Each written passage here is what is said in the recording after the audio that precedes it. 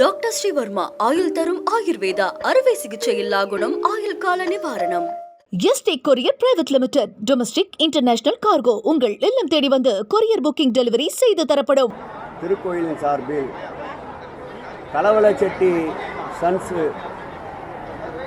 அவர்களுடைய அறக்கட்டளையின் சார்பில் நடைபெற்று வந்த இந்த பள்ளி 2021ஆம் ஆண்டு அவர்களால் நடத்த முடியவில்லை என்று நீதிமன்றத்தை அணுகிய போது நீதிமன்றம் பள்ளியினுடைய இடத்தை இந்து சமய அறநிலைத்துறைக்கு ஒப்படைக்க உத்தரவிட்டதின் பேரில் இந்த பள்ளியிலே அன்றைக்கு பயின்று கொண்டிருந்த 500க்கும் மேற்பட்ட மாணவ செல்வங்களுடைய எதிர்காலம் கேள்விக்குறியானதை அடுத்து அந்த பெற்றோர்கள் மாண்புமிகு தமிழக முதல்வரிடம் முறையிட 2021ஆம் ஆண்டு இந்த பள்ளியை இந்து சமய அறநிலைத்துறை ஏற்றுக்கொண்டதற்கு பிறகு 1,58,00,000 ரூபாய் செலவில் புனரமைப்பு பணிகளை மேற்கொண்டு தற்காலிகமாக அந்த மாணவ செல்வங்களுக்கு தேவையான அடிப்படை வசதிகளை ஏற்படுத்தி தந்தோம்.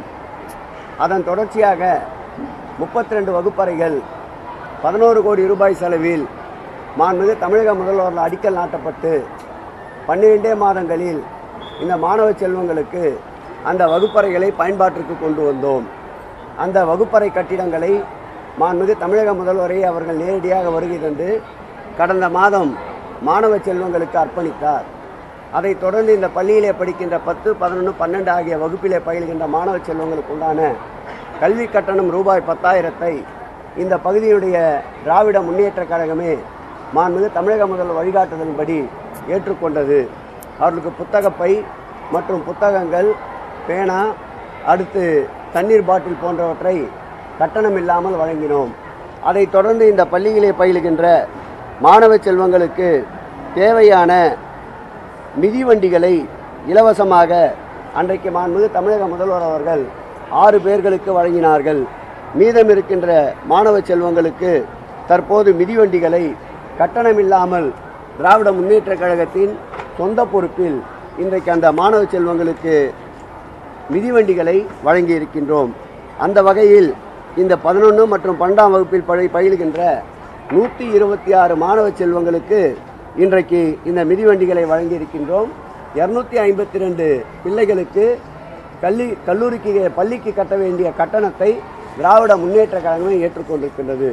அந்த வகையில் இந்த மிதிவண்டிகளை வழங்குகின்ற இந்த இனிய நிகழ்ச்சியில் துறையினுடைய கூடுதல் ஆணையாளர் அன்பிற்கினிய பழனி IAS அவர்களும், இந்த மாவட்டத்துடைய செயலாளர் அன்பிற்கினிய பணிகள் குழுவுடைய பெருநகரத்துடைய தலைவர் அன்பிற்கினிய சிற்றரசு அவர்களும், கூடுதல் ஆணையாளர் அன்பிற்கினிய அரிப்பிரியா அவர்களும், இந்த பள்ளிகளினுடைய திருக்கோயிலுடைய அறங்காவலர் குழு தலைவர் நண்பர் வேல்மோகன் அவர்களும், இந்த மாநகராட்சி மாமன்றத்துடைய உறுப்பினர் கஸ்தூரி பரமசிவம் அவர்களும், வட்டக்கழக செயலாளர் ஏகாம்பரம் அவர்களும் பங்கேற்று இன்றைக்கு சிறப்பித்து தந்திருக்கின்றார்கள். இந்து சமய அறநிலைத்துறையை பொறுத்தளவில் பள்ளி மற்றும் கல்லூரிகள் என்று எடுத்துக்கொண்டால் கிட்டத்தட்ட 25,000க்கும் மேற்பட்ட மாணவ செல்வங்கள் பயின்று வருகிறார்கள். இந்த ஆட்சி ஏற்பட்ட பிறகு பள்ளி மற்றும் கல்லூரிகளுக்கு தேவைப்படுகின்ற கூடுதல் வசதிகள் என்று சுமார் 124 கோடி ரூபாய் செலவில் பல்வேறு கட்டமைப்புகளை ஏற்படுத்தி தந்திருக்கின்றோம். இந்த ஆண்டு கூட பள்ளிகள் மற்றும் கல்லூரிகளுக்காக சுமார் 14 கோடி ரூபாயை ஒதுக்கீடு செய்து தந்திருக்கின்றோம். அந்த வகையில் இதுவரையில் பள்ளி மற்றும் கல்லூரிகளுக்கு 138 கோடி ரூபாயை ஒதுக்கீடு செய்து மாணவ செல்வங்களுக்கு தேவையான கட்டமைப்புகளை உருவாக்கி தந்த அரசு, அறம் சார்ந்த துறை இந்து சமய அறநிலைத்துறை என்பதை இந்த நேரத்தில் மகிழ்ச்சியோடு தெரிவித்துக் கொள்கிறோம். அதேபோல் மயிலாப்பூரிலே இருக்கின்ற திருக்குளம் என்பது இன்றைக்கு தண்ணீர் வற்றியிருந்த நிலையில் காலையிலே நானும் எங்கள் துறையினுடைய அன்பிற்கினிய செயலாளர் மணிவாசகம் அவர்களும், பெருநகருடைய குடிநீர் வழங்கல் மற்றும் கழிவுநீர் அகற்று வாரியத்துடைய மேலாண்மை இயக்குனர் வினய் அவர்களும், அந்த தொகுதியுடைய சட்டமன்ற உறுப்பினர் வேலு அவர்களும் இன்றைக்கு பார்வையிட்டு ஆய்வினை மேற்கொண்டிருக்கின்றோம். முழுமையாக ஆய்வு செய்து 1 வார காலத்திற்குள்ளாக நீர்வளத்துறையும் பொதுப்பணித்துறையும் ஆய்வினை சமர்ப்பிக்க உள்ளார்கள். அதைத் தொடர்ந்து அந்த குளத்திற்கு தண்ணீர் வரத்து எப்போதும் இருக்கின்ற வகையில் ஒரு சிறப்பு ஏற்பாடு செய்ய திட்டமிட்டிருக்கின்றோம். அந்த பணியையும் இன்று காலையிலே ஆய்வின் மூலமாக ஆய்வு செய்துவிட்டு வந்திருக்கின்றோம். இந்த ஆட்சி ஏற்பட்ட பிறகு பார்த்தால் திருக்குளங்கள் என்று எடுத்துக்கொண்டாலும் சரி, அல்லது திருக்குளங்களை புதிதாக உருவாக்குவதென்றாலும் சரி, 4 குளங்கள் இந்த ஆட்சி ஏற்பட்ட பிறகுதான் சுமார் 4 கோடி ரூபாய் செலவில் புதிதாக திருக்குளங்கள் அமைக்கப்பட்டிருக்கின்றன. 1634 திருக்கோயில்களில் 2372 திருக்குளங்கள் உள்ளன. கடந்த 4 ஆண்டுகளில் பார்த்தால் 147 கோடியே 94 லட்சம் ரூபாய் மதிப்பீட்டில் 265 திருக்குளங்கள் சீரமைக்கப்பட்டிருக்கின்றன. கபாலீஸ்வரர் திருக்கோயிலுடைய திருக்குளத்தின் 7.52 ஏக்கர் பரப்பளவு கொண்ட அந்த நிலத்தையும் முழுமையாக அந்த குளத்தையும் பராமரிப்போம் என்பதை மகிழ்ச்சியோடு தெரிவித்துக் கொள்கிறேன். இந்த நிகழ்விற்காக கிட்டத்தட்ட 2.5 மணி நேரத்துக்கு மேலாக மாணவர்கள் காத்திருக்கப்பட்டிருக்கிறார்கள், வெயிலில் நிறுத்தி வைக்கப்பட்டிருக்கிறார்கள். நான் வந்தவுடன் வெயில் நின்றவரை நேலுக்கு செல்ல உத்தரவிட்டு விட்டேன். நிகழ்ச்சி என்பது 10:30 மணிக்கு மேல்தான் என்று அறிவித்திருந்தோம். ஆர்வத்தின் காரணமாக அப்படி நின்றிருப்பார்கள். வந்தவுடன் என் கண்ணில் பட்டவுடன் அதையும் பார்த்தீர்கள் நிருபர், அதை மறைத்து விடுகிறீர்கள். வந்தவுடன் உடனடியாக அமைச்சர் என்ற முறையில் அவர்களை நேலுக்கு அனுப்பி இருக்கின்றேன். அதில் ஏதாவது அவர்களுக்கு துன்பமோ கஷ்டமோ நேர்ந்திருந்தால் அதற்கு வருத்தத்தை தெரிவித்துக் கொள்கிறேன். நீ என்ன கேட்டாலும் நான் கடந்து போயிடுவேன். இந்தியாவிலேயே சிறந்த மருத்துவ கட்டமைப்பு உள்ள மாநிலம் தமிழ்நாடு. பாஜகவுடைய தமிழிசை சவுந்தரராஜன் ஒரு கேள்வி வச்சிருக்காங்க. முதல்வர் நம்பிக்கையுடன் சிகிச்சை பெறத்தக்க அரசு மருத்துவமனை தமிழ்நாட்டில் இல்லையா என்ற மாதிரி ஒரு கேள்வி. அவருடைய முதுகை அவர் திரும்பி பார்த்துக் கொள்வதில்லை. அவருடைய தகப்பனார் போற்றுதலுக்குரிய குமரி ஆனந்தன் அவர்கள் நோய்வாய்ப்பட்ட போது எந்த மருத்துவமனையில் அனுமதிக்கப்பட்டிருந்தார்? வானகரத்தில் இருக்கின்ற அப்போலோவில் தான் அனுமதிக்கப்பட்டிருந்தார். கடைசி நாட்களில் சூர்யா தனியார் மருத்துவமனையில் தான் அனுமதிக்கப்பட்டிருந்தார். இதையெல்லாம் மறந்துவிட்டு பேசுகிறார். ஏன்? அவருடைய கணவர் எந்த மருத்துவமனையில் பணியாற்றி கொண்டிருந்தார்? அப்போது ராமச்சந்திரா மருத்துவமனையில் தான் பணியாற்றி கொண்டிருந்தார். அவர் அரசு மருத்துவமனையில் பணியாற்றி கொண்டிருந்தார். பல்வேறு காலகட்டங்களில் பல்வேறு அரசியல் தலைவர்களுக்கு இது போன்ற நோய்வாய்ப்படுகின்ற பொழுது தனியார் மருத்துவமனையை தான் நாடுகிறார்கள். அதில் பல சங்கடங்கள் பொதுமக்களுக்கும் மற்றவர்களுக்கும் ஏற்படக்கூடாது என்பதற்காக பாதுகாப்பை கருதி மக்களுடைய சிரமங்களை கருத்தில் கொண்டு இப்படி அனுமதிக்கப்படுகிறார்கள். முன்பு இருந்த நிலையை மறந்துவிட்டு, ஏன் அதிகப்படியாக கூறுகிறேன், அவருடைய உறவினர் வசந்தகுமார் நோய்வாய்ப்பட்ட போது எந்த அரசு மருத்துவமனையில் அனுமதிக்கப்பட்டிருந்தார்? ஆகவே தமிழிசை போன்ற நாகரிக அரசியல்வாதிகள் என்று எங்களுடைய பட்டியலை வைத்திருந்தவர்களை இது போன்ற கேள்விகளால் அந்த நாகரிகத்திற்கு அப்பாற்பட்டவர் என்ற பட்டியலிலே திராவிட முன்னேற்ற கழகம் அவரை கருதும். சார், முதல் முறையாக மத்திய அரசுக்கு ஓ பன்னீர்செல்வம் கண்டனம் தெரிவித்து ஒரு அறிக்கை ஒன்று வெளியிட்டிருக்கிறார். கூட்டாட்சி தத்துவத்திற்கு எதிராக மத்திய அரசு செயல்படுகிறது இந்த கல்வி உரிமை சட்டத்திலிருந்து. நிலைப்பாடுகள் மாறி மாறி பேசுவதுதான் அவருடைய நிலைப்பாடு. பார்த்தாலே பெரிய பாக்கியம் என்று 2 நாட்களுக்கு முன்பு கடிதம் எழுதியவர் பார்க்கவில்லை என்ற கோபத்திற்காக தற்போதுதான் ஞானோதயம் பிறந்து மத்திய அரசை எதிர்க்க துவக்கி இருக்கிறார். இந்த எதிர்ப்பு நியாயமான முறையில் இருந்தால் நாங்களும் அதை வரவேற்போம். கங்கை கொண்ட சோழபுரம் வேற யாருன்னா பேச ஒரே ஆள் பேசின்னு இருக்கோம். வேற என்ன கேளுங்க பாப்பா. அவர் பேசினர் மொத்தமே போய் தான். அதுதான் அவரே பேர் வச்சிட்டார், உருட்டலும் திருட்டும்ட்டு. அதற்கு தகுந்த ஒரே தலைவர் இன்றைக்கு தமிழக அரசியல் களத்திலே எடப்பாடி ஒருவர் தான். தேர்தல் வாக்குறுதி 10% தான் நிறைவேற்றியிருக்காங்க எடப்பாடி. அதான் மக்கள் தெளிவாக அவர் சந்தித்த தேர்தல். திராவிட முன்னேற்ற கழகம் ஆட்சி பொறுப்பை ஏற்ற பிறகு இடைத்தேர்தலை சந்தித்தது, நாடாளுமன்ற தேர்தலை சந்தித்தது, உள்ளாட்சி தேர்தலை சந்தித்தது. இந்த வெற்றிகள் அனைத்துமே தேர்தல் வாக்குறுதிகளை நிறைவேற்றி திறம்பட செயல்தன்மை உள்ள ஒரு ஆட்சி என்ற நிறுவனத்திற்காக கிடைத்த சான்றாக இதை நாங்கள் பார்க்கிறோம். இதே நிலை தேர்தல் வாக்குறுதிகள் மாத்திரம் அல்லாமல் வாக்குறுதிகள் இல்லாத பல நல்ல திட்டங்களையும் மாண்புமிகு தமிழக முதல்வர் நிறைவேற்றியிருக்கின்றார். அதற்கு தீர்ப்பு 2026ஆம் ஆண்டு மீண்டும் 2வது முறையாக தமிழக முதல்வரை அரியணையில் அமர்த்துவார்கள். எல்லாரையும் நீயே அரெஸ்ட் பண்ணி வச்சுட்டு இருக்கிற. அவர் பாவம் நேற்று முந்தானே தான் வந்தார். அவருக்கு என்ன தெரியும் அரசியல்? கலைஞர் தான் தஞ்சை பெரிய கோயிலுக்கு 1000 ஆண்டு விழாவை எடுத்தவர். மாண்புமிகு தமிழக முதல்வர் பொறுப்பேற்ற பிறகுதான் சதை விழாவிற்கு அனுமதி அளித்தவர். ஆன்றோர் சான்றோர் பெருமக்களுக்கு சேக்கிழார் முதல் கொண்டு அவர்களுக்கு விழா எடுக்கின்ற ஒரே அரசு இந்த அரசு.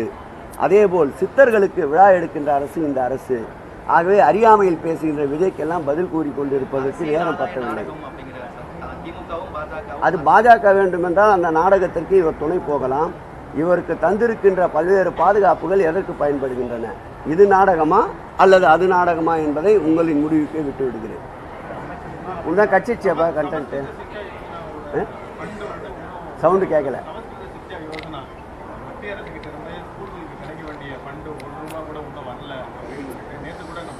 நேற்று கூட நம்முடைய முதல்வர் வந்து பிரதமர் வருகின்ற போது வைத்த கோரிக்கையில் பிரதானமான கோரிக்கை அது. இருமொழி கொள்கையை ஏற்றுக்கொள்ள மாட்டோம் என்கிற மாநிலங்களை வஞ்சிக்கின்ற மத்திய அரசை வன்மையாக கல்வித்துறை கண்டித்து கொண்டிருக்கின்றது. இவ்வளவு கண்டனத்திற்கு பிறகும் அவர்கள் தேசிய கல்விக் கொள்கை திட்டத்தை ஏற்றுக்கொள்ள வேண்டும் என்று தொடர்ந்து வற்புறுத்துகிறார்கள். எங்கள் முதல்வர் தெளிவாக சொல்லிவிட்டார், இருமொழி கொள்கைக்காக 10,000 கோடி நஷ்டம் என்றாலும் அதை ஏற்றுக்கொண்டு சமாளிப்பதற்கு தமிழக அரசு தயார் என்று அறைகோல் விடுத்திருக்கின்றார். மத்திய அரசுக்கு துதிபாடுகின்றவர்கள் இது போன்ற நிதியை பெற்றுத் தருவதற்குண்டான முயற்சிகளை மேற்கொள்ள வேண்டும் என்று கேட்டுக்கொள்கிறோம். முதலமைச்சர் ஆவறதுக்கு எல்லா தகுதியும் அவருக்கு இருக்கு அப்படின்னு டிடிவி தினகரன் சொல்றாரு. திருமாவளவனை சுத்தியே அதிமுக, பாஜக அங்க கூட்டணியில் இருக்கக்கூடிய தலைவர்கள் எல்லாம் பேசுறாங்க. என்ன காரணம்? திருமாவளவன் கொள்கை பிடிப்போடு இருக்கின்ற ஒரு தலைவர். எந்த சூழல் வந்தாலும் அண்ணனாக நேசிக்கின்ற எங்கள் தலைவர் தளபதியை விட்டு அவர் அகலமாட்டார். டிடிவி தினகரன் கடந்த காலங்களில் அவர்தான் முதல்வர் என்று சுற்றி கொண்டிருந்தார். அதிலிருந்து பின்வாங்கியதற்கு வாழ்த்துக்கள். முன்னாள் அமைச்சர் ராஜேந்திர பாலாஜி என் மேல குடி வைக்கிறாங்க திமுக அரசு. அதிமுக ஒரு முகமா இருக்கிறதுனால திமுக அரசு பொய்யான வழக்கெல்லாம் என் மேல தொடர்றாங்க. நீதிமன்றத்தில் இருக்கின்ற ஒரு வழக்கு மடியிலே கனமில்லை என்றால் வழியிலே பயம் இருக்காது. நீதிமன்ற நெடிய படிக்கட்டில் ஏறி அவர் நிலவாதி என்று நிரூபிக்கட்டும். அவர் கோரிய அனைத்து இடங்களிலும் அவருக்கு ஜாமீன் மறுக்கப்பட்டது. கடைசியாக அவர் உச்ச நீதிமன்றத்துக்கு சென்றுதான் ஜாமீன் பெற வேண்டிய சூழ்நிலை. ஆகவே அவர் மீது சுமத்தப்பட்ட வழக்கில் நியாயமான குற்ற முகாந்திரம் இருப்பதால் தான் எளிதில் அவருக்கு ஜாமீன் கூட கிடைக்கவில்லை.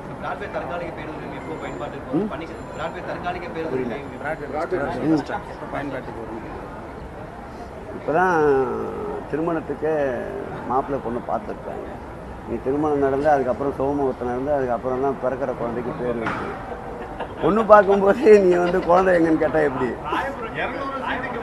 அவர் மாற்றத்தில் ராயபுரத்தில் போதுமான இடவசதி இல்லை. மாநகராட்சி ஏற்கனவே அங்கே திட்டமிட்டு இருந்தது. நான் அந்த தொகுதியுடைய அமைச்சர் என்ற முறையில் அதை சென்று பார்வையிட்டு அந்த இடம் போதாது என்று கருத்து தெரிவித்து துணையாக இன்னொரு இடத்தை ஐலண்ட் கிரவுண்ட் பக்கத்திலே இருக்கின்ற அதுவும் துறைமுக சட்டமன்ற தொகுதிக்கு உட்பட்ட இடம், அங்கேயும் இன்னொரு பிரிவை ஏற்படுத்த வேண்டும் என்று ஆணையரை 2 மாதங்களுக்கு முன்பு கேட்டிருந்தேன். அதற்குண்டான பணிகளுடைய நிலை என்ன என்பதை ஆணையரிடம் விசாரிக்கின்றேன். அப்படி 2 இடங்களில் அந்த பேருந்து நிலையங்கள் அமைக்கின்ற பொழுது ஏற்கனவே வடசென்னை போக்குவரத்து நெரிசலில் மெட்ரோ பணிகளால் ஆங்காங்கு போக்குவரத்து நெரிசல் ஏற்படுகின்றது. இந்த போக்குவரத்து நெரிசலை தவிர்ப்பதற்கு 2 இடங்களில் பேருந்து நிலையங்களை ஏற்படுவதற்குண்டான பணிகள் நடந்து கொண்டிருக்கின்றன. தற்பொழுதுதான் அந்த பிராட்வே பழைய பேருந்து நிலையத்தை இடிக்கின்ற பணிகள் துவக்கப்பட்டிருக்கின்றன. வெகு விரைவில் மாற்று இடம் அதற்கு உறுதி செய்யப்பட்ட பிறகு முழுவதுமாக அந்த பணிமுனை இடிக்கின்ற பணி நிறைவேறும். போதுமே, இதுக்கு மேலே எங்கே பண்ண போறீங்க?